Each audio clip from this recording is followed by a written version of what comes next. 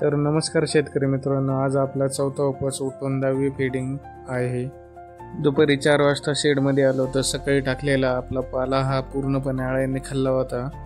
अळ्यांची size वगैरे प्रत्येक फीडिंगला वाढत असल्यामुळे प्रत्येक फीडिंगला आपण साईज चेक करून घेतो। त्यानंतर तुतीचा पाला आपण शेडमध्ये आणून टाकला आणि आपली 10वी फीडिंग ही करायला सुरू केली।